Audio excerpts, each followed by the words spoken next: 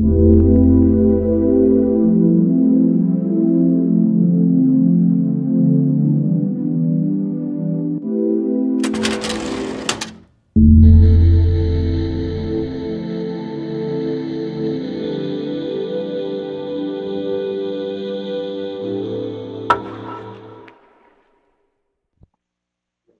días, mi nombre es Javier Vega, soy residente de segundo año de psiquiatría. En la sesión bibliográfica del día de hoy la coordina el doctor Guillermo Velázquez, médico adscrito de la Clínica de Psicogeriatría. Antes de comenzar, pues quiero agradecer como la atención del doctor Velázquez y del ingeniero Cortés para por realizar la presentación actual. En cuanto al desarrollo de la presentación, pues estos son un poquito los temas que vamos a intentar abarcar: definiciones esenciales, epidemiología, la demencia, definiciones y sus números, el manejo farmacológico y no farmacológico basado en la medicina basada en evidencia. Posteriormente pasaremos a analizar el artículo con un análisis, pues trataré de hacerlo rápido en cuanto a la planilla CASPE, el diseño del estudio, resultados, fortalezas, limitaciones, pasando finalmente a la discusión y las conclusiones del artículo. En cuanto a las definiciones pues generales, tenemos a la OMS, ¿no? Que clasifica a los pacientes, o a las personas, mejor dicho, de 60 a 74 años como personas de edad avanzada, viejos o ancianos de 75 a 90 años y grandes longevos mayor a 90 años. Cualquier persona mayor a 60 años es considerada como una persona de la tercera edad. El paciente geriátrico, no todos los pacientes adultos mayores son pacientes geriátricos, ¿no? Se considera el paciente geriátrico, según este libro, ¿no? El Textbook of Geriatric Psychiatry de la Asociación Americana, a un paciente mayor de 65 años con presencia de pluripatología, tendencia a la cronicidad o incapacidad, psicopatología presente, que pues, es un rubro que nos compete íntimamente, ¿no? Condicionantes sociales y mayores necesidades de rehabilitación. La siguiente pues ya está un poquillo cargada, ¿no? Pero eso evidencia la gran cantidad de consideraciones que se deben de tomar en esta población. Anciano frágil o de alto riesgo se considera cualquier persona mayor de 80 años que viva sola, viudez reciente, reciente cambio de domicilio, claudicación del cuidador, afección crónica que condiciona incapacidad funcional, polimedicación, prescripción en el último mes de antihipertensivos, antidiabéticos o psicofármacos, ingreso hospitalario en el último año, necesita atención médica o enfermería en domicilio al menos una vez al mes, incapacidad funcional, incapacidad para utilizar teléfono, transporte, dinero, medicación, deterioro cognitivo, depresión o una situación económica precaria. Entre el 2000 y el 2010, el porcentaje de crecimiento de la población en la tercera edad fue del 3.6%, esto en diversos reportes, ¿no? Actualmente las cifras son del Censo de Población y Vivienda que hace el INEGI, y las estimaciones es que se espera una tasa de incremento mucho mayor a partir del 2020. Esto debido a tasas de natalidad, mortalidad y la migración. El crecimiento anual promedio de esta población son 180,000 personas. Y se calcula que en México para el 2050 la población de adultos mayores en el país habrá incrementado en 27 millones.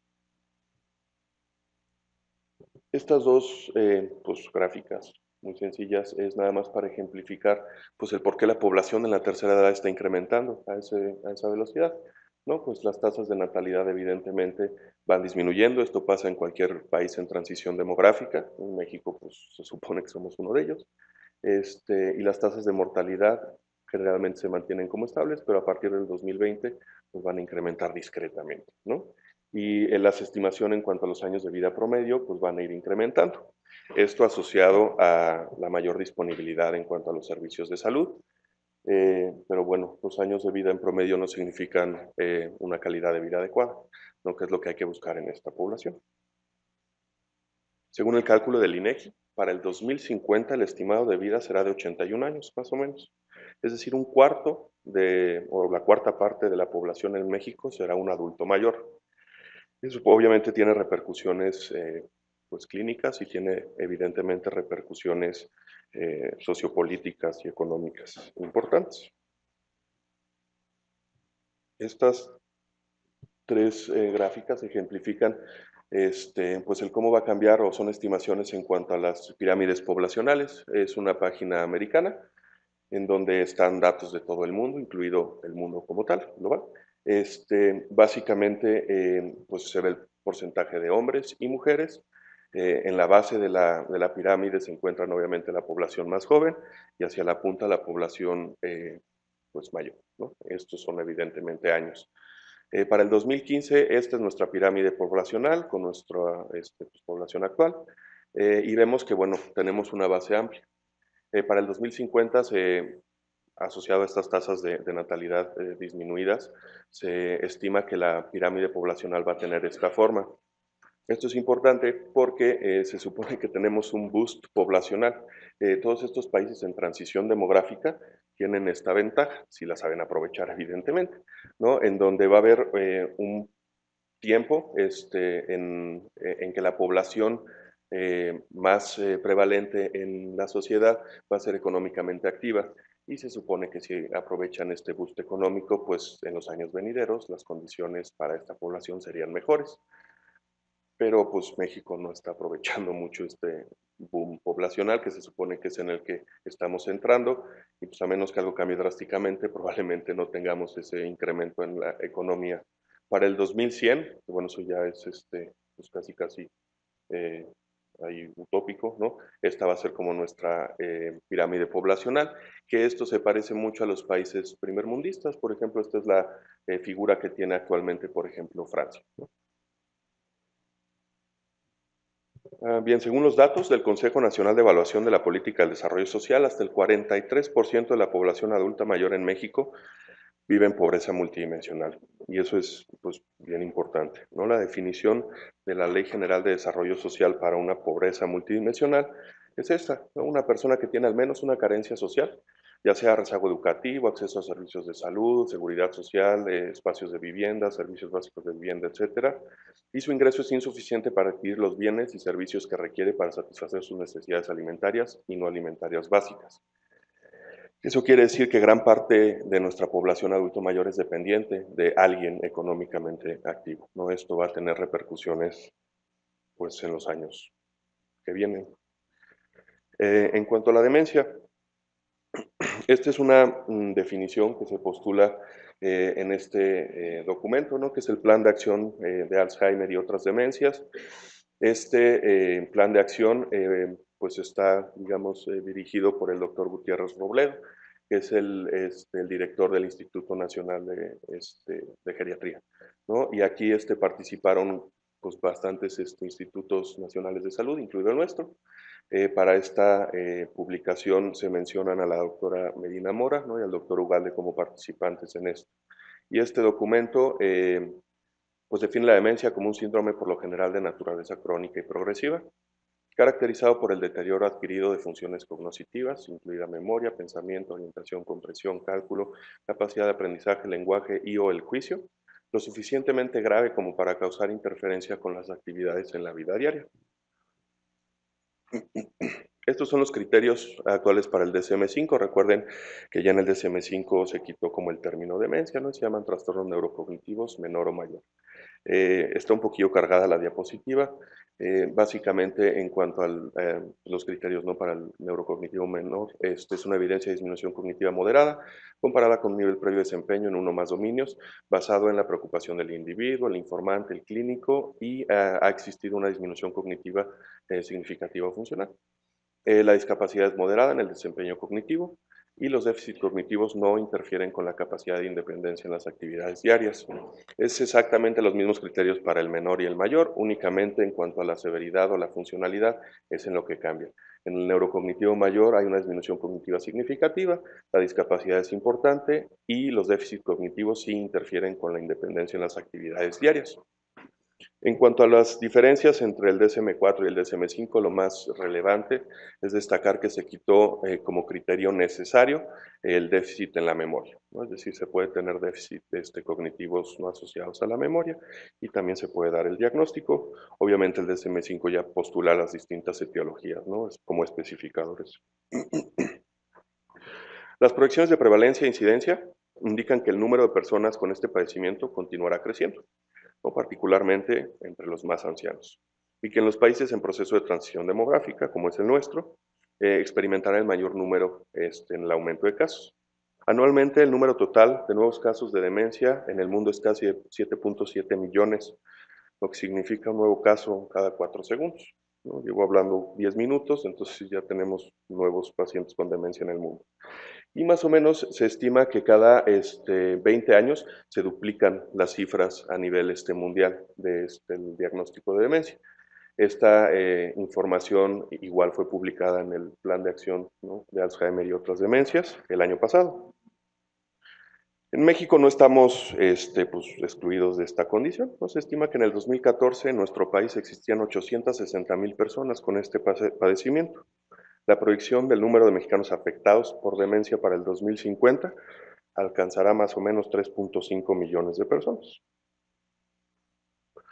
Esta es una incidencia estimada por la doctora Sosa, que está en el Instituto Nacional de Neurología, está encargada de la clínica de demencias, y básicamente es la proyección de los números de sujetos afectados por demencia en México del 2010 al 2050.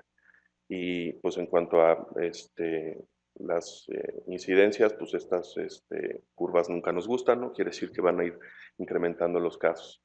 La incidencia es de 27.3 por 1,000 personas año, ¿no? Entonces, pues más o menos es la cifra que les comentaba, para el 2050 aproximadamente 3.5 millones de personas. La OMS evidentemente no se pudo quedar afuera en cuanto a la atención a la demencia, ¿no? Desarrollaron en el 2013 junto con el Alzheimer's Disease International un programa colocando la demencia como un problema prioritario de salud pública a nivel mundial, ¿no?, señalando la importancia en cuanto a pues, las políticas públicas de salud. En el planeta, el 31.7 del total de los años vividos con discapacidad son atribuidos a condiciones neuropsiquiátricas. Esto evidentemente tiene una repercusión pues vital en el manejo de estas condiciones, ¿no?, incluidas la demencia y la depresión. La demencia contribuye al 11.9% de los años vividos con discapacidad por enfermedades crónicas. Y pues ahí podemos poner todas las no psiquiátricas, ¿no?, como la diabetes. La primera línea de intervención y el pilar del manejo para estos síntomas son las medidas no farmacológicas. Y en ese punto es importante comentar, ¿no?, que los pacientes generalmente vienen referidos por sus familiares, asociado a como los síntomas conductuales, ¿no? No vienen con la queja de ya se le olvidan las cosas, vienen con la queja de ya le pegó al vecino, ¿no? Entonces, es importante pues el abordaje integral de estos síntomas conductuales. Esta información pues viene del International Psychogeriatric Association, ¿no? Y estas son las intervenciones, y obviamente voy a decirles de qué tratan las figuritas, pero son las intervenciones no farmacológicas que han demostrado eficacia para el manejo. Por ejemplo, la reducción en las comorbilidades médicas, ¿no? Eso es vital en cuanto al manejo de un paciente adulto mayor.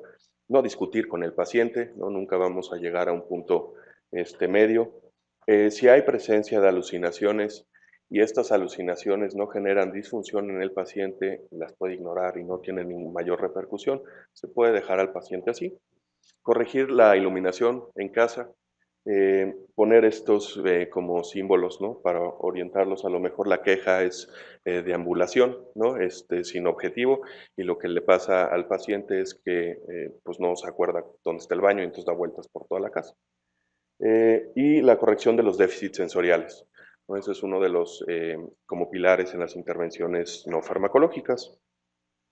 El uso de psicofármacos queda reservado para los casos en que las medidas conductuales no resultan suficientes, dados los posibles efectos adversos o inconvenientes que implica el exponer a los sujetos ya de por sí vulnerables a la medicación.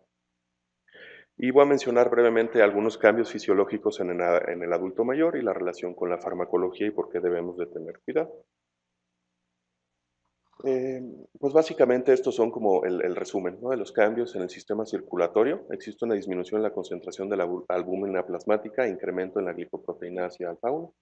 Esto tiene una consecuencia en cuanto a los cambios en la concentración libre y por lo tanto activa de los fármacos en sangre. En el sistema gastrointestinal hay una disminución en el aporte sanguíneo al sistema hepático y esplénico, una menor tasa de absorción de los fármacos. A nivel renal disminuye, como ya todos sabemos, la tasa de filtración glomerular, con una menor eliminación de los metabolitos activos. A nivel hepático hay disminución en el tamaño, aporte sanguíneo, efectos variables de la actividad de las isoenzimas citocromo P450, una disminución o alteración en el metabolismo.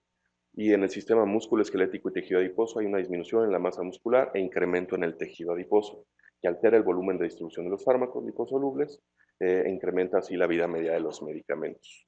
Todos estos cambios pues hacen importante, ¿no?, la prescripción, digamos, selecta en cuanto a este grupo de edad.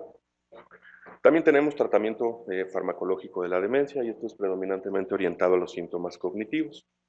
Básicamente están estos dos grupos, los inhibidores de la acetilcolinesterasa, con el donepezilo, la galantamina y la ribastigmina, y pues todos estos efectos adversos, náusea, vómito, bradicardia, obstrucción urinaria, ataques de asma, crisis convulsivas, y altera o induce trastornos del sueño. Y los agonistas del receptor N-metildeaspartato, como la memantina, que genera confusión, mareo, cefalea, sedación, agitación, caídas y constipación, que por sí solo muchos de estos efectos adversos pueden ser considerados síndromes psicogeriátricos, ¿no?, o geriátricos. En cuanto a la psicosis y la agitación, pues tenemos el uso de antipsicóticos, antidepresivos o anticonvulsivos. El paciente con demencia suele ser un sujeto anciano con múltiples comorbilidades crónicas y agudas, polifarmacia, la presencia de diversos síndromes geriátricos y complicaciones, así como una compleja problemática mental y social. Por eso, metodológicamente, esta población es difícil de examinar en cuanto al efecto exacto deleterio de una intervención específica. En el caso particular de los antipsicóticos, existe evidencia creciente acumulada en los últimos años de graves efectos adversos en los adultos mayores con demencia que incluyen la posibilidad de la muerte, ¿no? Por eso la prescripción se reserva para aquellos casos en los cuales la conducta es particularmente grave y disruptiva, aunque pues es uno de los temas más debatidos y controversiales actualmente, no solo en psiquiatría, sino en medicina geriátrica general. Estos son algunos de los estudios, es únicamente una tabla para evidenciar que se han hecho estudios, ¿no? Hay estudios de eficacia demostrando utilidad en antipsicóticos en esquizofrenia en inicio tardío y demencia, Scott en el 2011, Suzuki, Mayer hasta el 2012. Estudios cuestionando la utilidad de incremento en la mortalidad, Salman, Ballard. Este artículo en especial lo resalté porque es el que tomó la FDA para hacer la advertencia del black box, ¿no?, en cuanto a típicos menor asociación con mortalidad en comparación con típicos. Esta es la publicación textual de la FDA, ¿no?, en donde pues agregaron así la black box, ¿no? Pues se ha determinado que existe un incremento en el riesgo de mortalidad con el uso de antipsicóticos de segunda generación o atípicos en los síntomas conductuales. Esto se basó en 17 ensayos clínicos controlados para olanzapina, aripiprazol, risperidona o quetiapina en adultos mayores. Evidentemente el ensayo clínico no iba orientado a valorar mortalidad, porque eso no es ético, ¿no? Eran asociados a beneficio y como resultado subsecuente se encontró un incremento en la mortalidad. La población de estos estudios fueron en promedio 5.106 pacientes, con un incremento de 1.6 a 1.7 en la mortalidad. Las principales causas fueron cardiovasculares o infecciosas. Bien, y esta es como la pregunta, ¿no?, con la que quiero pues que se queden antes de valorar el artículo. Ante toda esta información, ¿no?, científica a veces contradictoria, ¿cuál sería la mejor forma en la que un clínico puede tomar la decisión para un manejo en un caso particular?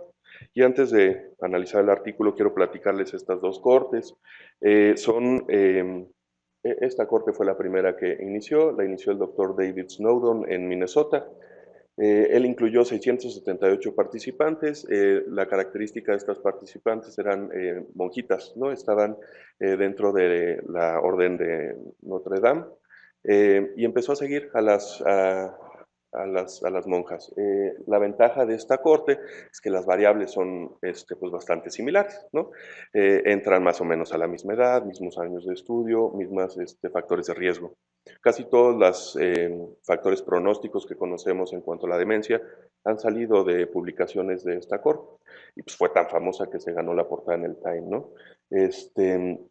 Por ejemplo, el potencial efecto protector de los antioxidantes, de los ácidos grasos, etcétera, han salido de estas cortes.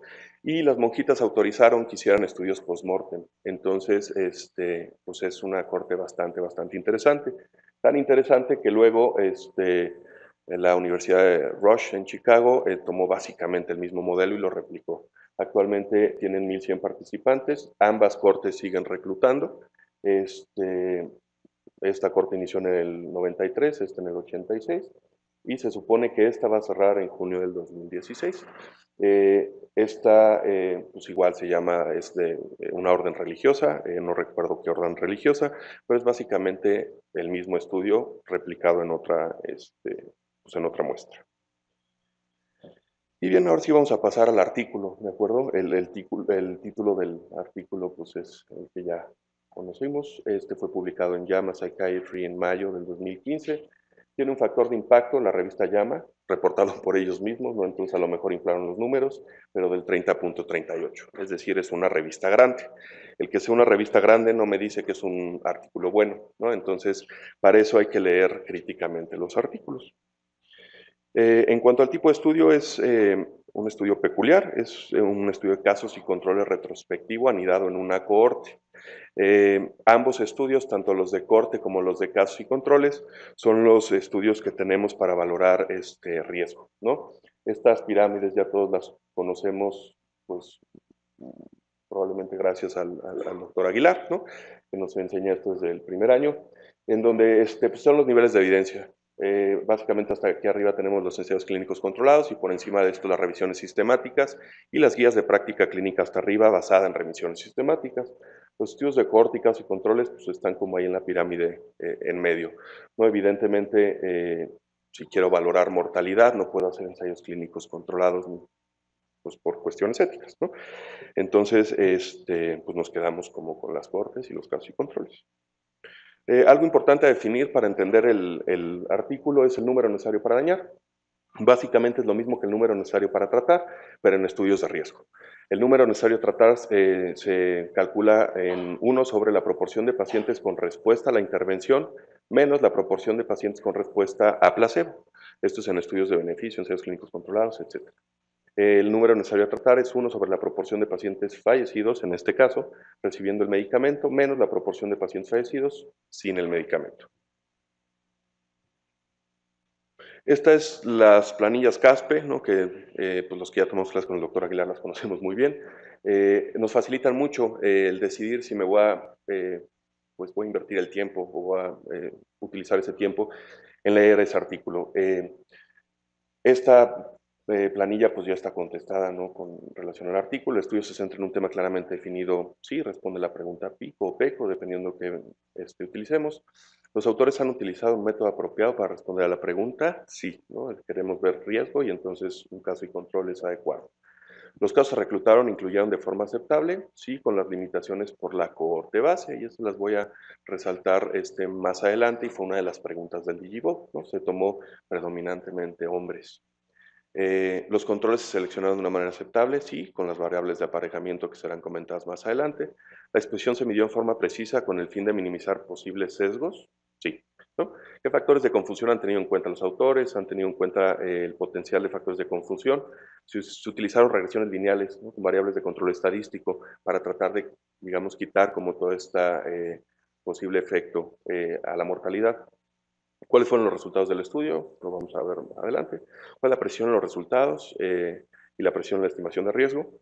La diferencia de riesgo es una estrategia estadística poco interpretable y los intervalos de confianza fueron amplios.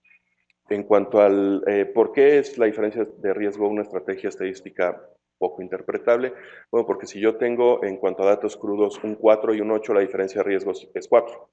¿No? Y si yo tengo en datos crudos 150 y 154, la diferencia de riesgo sigue siendo 4. ¿No? Sin embargo, la magnitud del efecto pues, puede ser diferente. ¿Te crees los resultados? Sí, ¿no? Con reserva clínica. ¿Se puede aplicar los resultados a tu medio? Esta es una gran interrogante que de hecho va a ser parte de la discusión.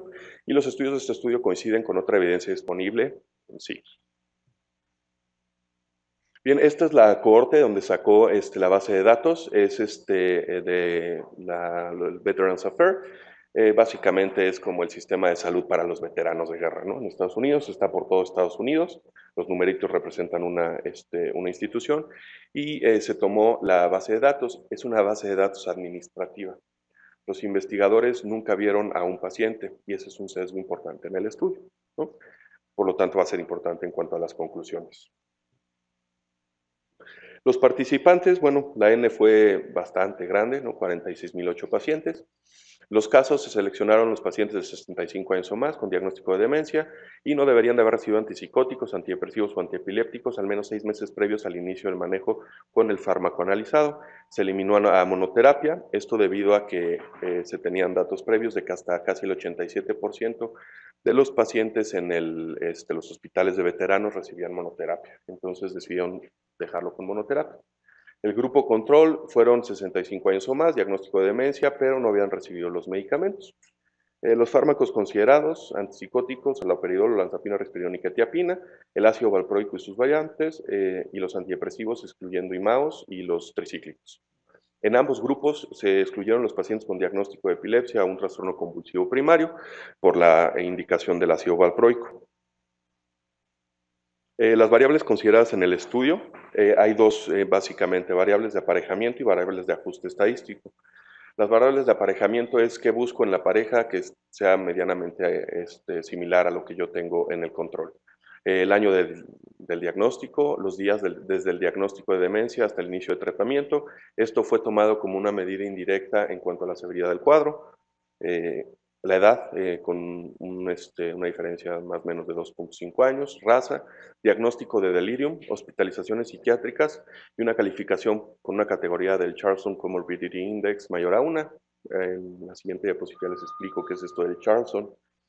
Y en las variables de ajuste estadístico, con regresiones lineales, fueron sexo, edad, raza, estado civil, comorbilidad psiquiátrica, uso de benzodiazepinas, uso de opiáceos, días de hospitalización, días en instituciones de asistencia, año fiscal de inicio del tratamiento, escolaridad, comorbilidad médica y los ítems del Charlson.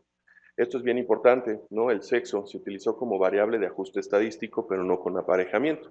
Eso es porque había más veteranos hombres que mujeres, ¿no? Entonces no tenían el suficiente número para aparejarlo y este es un sesgo muy importante del estudio. Trataron los investigadores de frenar un poquito el efecto que podía tener sobre la mortalidad esta diferencia, utilizándolo como una variable de ajuste estadístico, pero bueno, pues no podemos como tener por seguro que así ocurrió, ¿no? Este es el Charlson, son básicamente 19 enfermedades. Está marcado demencia porque demencia era pues uno de los criterios para seleccionar a los pacientes. Pues obviamente lo quitaron de esto. Mientras más edad tenga el paciente o el enfermo y más palomitas tenga de este lado, la puntuación del Charlson es mayor y por lo tanto la supervivencia a 10 años es menor, ¿no? Si le ponemos palomitas a todos en 80 años, pues sale aquí como 0.00 no sé qué. Entonces, es una medida indirecta para valorar el riesgo de mortalidad. Es importante esto porque se utilizaron como variables de ajuste, es decir, ¿cómo sé que el paciente falleció por el antipsicótico y no falleció por alguna otra condición? Pues intentaron controlarlo con esto, ¿no? Evidentemente no es lo mismo tener antecedente de infarto al miocardio que tener una patología hepática grave, ¿no? La posibilidad de que me muera de una de estas causas pues, puede ser mayor a las otras. Y eso es algo que no se puede controlar en los resultados. La variable objetiva de medición fue mortalidad en un periodo de 180 días. El análisis secundario se comparó el cambio absoluto de mortalidad con ajuste de dosis para olanzapina, quetiapina y risperidona. En este análisis secundario no se tenía información del 14.7% de los datos, ¿no? Con una N de 1929 de los pacientes, y se imputó con un modelo multivariado normal. La imputación es básicamente llenar los huecos en la información estadística, ¿no? De una forma que no altere mucho los resultados ya calculados. El grupo de casos final incluyó 46.008 pacientes, aparejándose con 45.393 no usuarios. Eso quiere decir que utilizaron un no usuario para a lo mejor más de un paciente, ¿no? Se estimó el riesgo de mortalidad de cada paciente en comparación con su par en el grupo de no usuarios. Se agruparon los antipsicóticos por equivalencia de dosis con haloperidol en 3 grupos, dosis bajas menos a 1.5 miligramos día, perdón, eso es día, no decilitro. Medias de 1.5 a 3 miligramos día y altas mayor a 3 miligramos día. Las diferencias de mortalidad fueron calculadas para olanzapina, risperidona en comparación con quetiapina, ya que la quetiapina fue el que mostró menor efecto de mortalidad, ajustando por equivalencias y variables demográficas. Bien, en cuanto a los resultados que tenemos, esta es la distribución demográfica. Evidentemente es nada más para ejemplificar que son un chorro de datos, no vamos a revisar todos, nada más vamos a resaltar los más importantes, ¿no? Que es la muerte en los 180 días de evaluación, y como lo comentaba, el porcentaje de mujeres y hombres, ¿no? En cuanto al haloperidol, fue el mayor efecto en la mortalidad, con un 20.8% de fallecidos en las parejas, ¿no? Y los antidepresivos fueron el menor, con 8.3% en la mortalidad.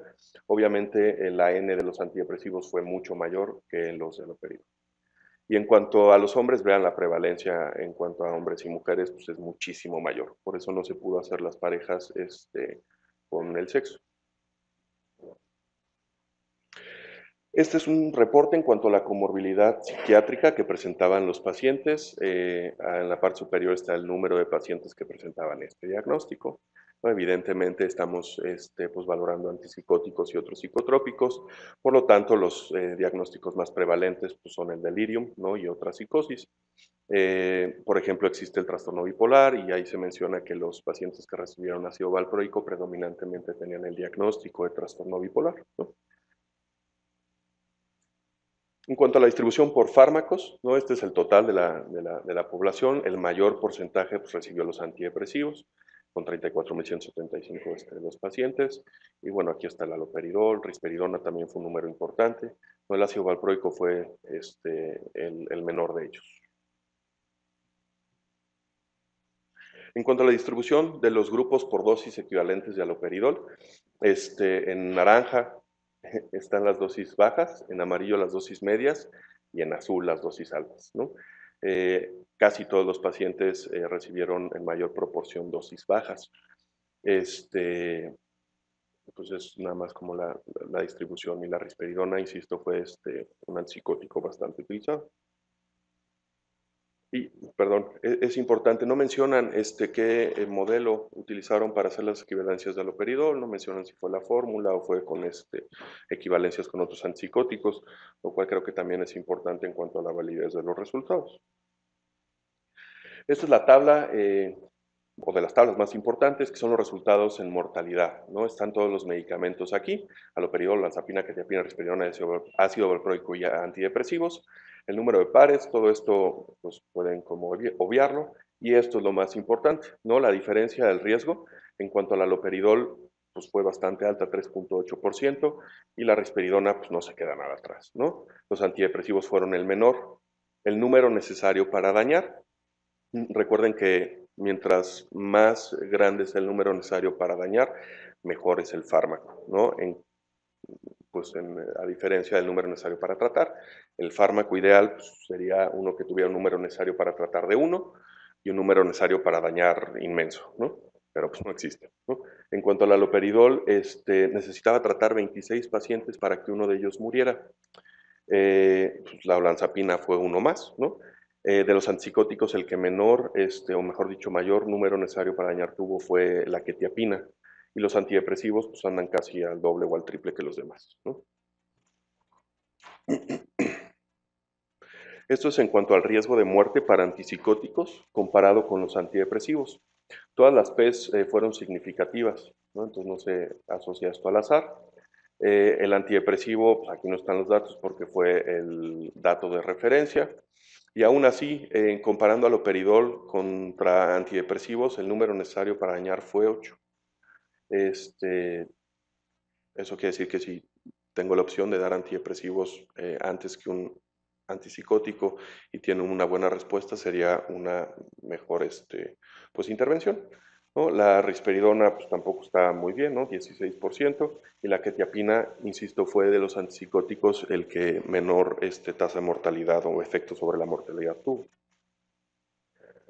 En cuanto a los resultados del análisis secundario, entre los grupos de dosis medias y bajas de antipsicóticos no hubo diferencia en el riesgo neto de mortalidad, de 1.3 a 2.7 respectivamente, con una P de 0.7, ¿no? No fue significativo. A dosis altas el incremento en la mortalidad fue estadísticamente significativo, con un 3.5% y un número necesario para dañar de 29, con una P significativa. En comparación con quetiapina o olanzapina, La olanzapina incrementó, perdón, 1.5% y la risperidona 1.7% el riesgo de mortalidad. Los resultados sugieren un patrón de dosis dependiente en relación al riesgo de mortalidad con los antipsicóticos atípicos. Es importante valorar la dosis mínima requerida para el control de la sintomatología o reducirla lo antes posible, ¿no?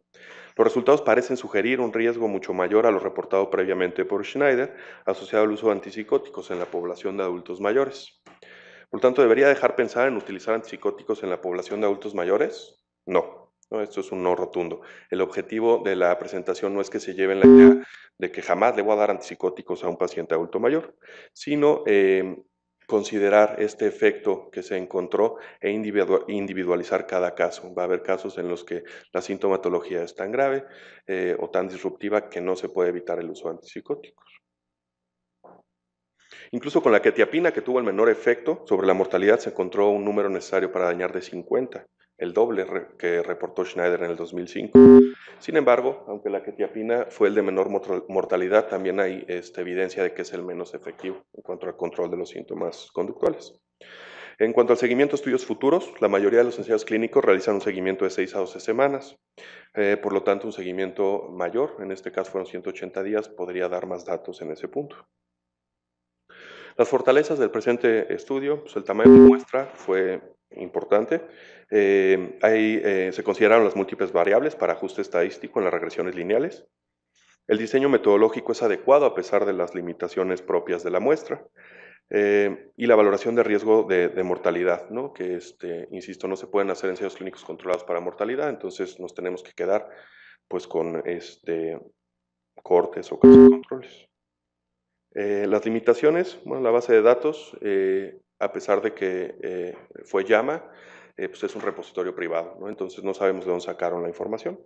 Se desconoce la gravedad de la demencia o la sintomatología específica de cada paciente que propició la indicación de un antipsicótico. Hubo una asignación no aleatoria del fármaco con gran heterogeneidad clínica, ¿no? En la patología, esto basado en que es una base de datos administrativa. Hay falta de explicación en las diferentes comorbilidades más allá del Charlson, ¿no? Insisto, no es lo mismo tener un antecedente de un infarto agudo del miocardio que cirrosis Child-C, ¿no? La sintomatología que propició la indicación del medicamento no fue reportada, y eso es importante porque hay sintomatología neuropsiquiátrica, como el delirium, que por sí sola está asociada a un incremento en la mortalidad. Entonces, no le puedo ajustar un efecto único al antipsicótico. El análisis se basó en pacientes con monoterapia recibiendo el primer esquema de tratamiento, por lo que limita la generalización de los estudios. No se reportaron la causa de muerte de los pacientes, no, nada más se buscó si estaban vivos o muertos, pudiendo no atribuirse directamente al efecto único del fármaco. Y para mí, la principal limitación es la población, ¿no? Que el género fue predominantemente masculino y la demencia es más prevalente en las mujeres, ¿no? En cuanto a las conclusiones, bueno, el balance entre riesgo y beneficio en el uso de antipsicóticos en esta población continúa siendo polémico. El estudio sugiere un mayor efecto sobre la mortalidad que lo que se había reportado previamente. Dicho estudio permite plantearse preguntas en un entorno clínico específico, ¿no? Como cuál es el medicamento para el paciente con el menor efecto sobre la mortalidad y con buena respuesta clínica. La dosis administrada es eficaz sin aumentar el riesgo. ¿Existe alguna otra intervención con menores riesgos para el paciente? Por ejemplo, ya probé todas estas intervenciones no farmacológicas. Y creo que es importante, ¿no?, la realización de estudios con mejores correlatos estadísticos para la interpretación clínica del riesgo. Por ejemplo, estudios en el que reporten la diferencia entre el número necesario a tratar y el número necesario a dañar. Gracias.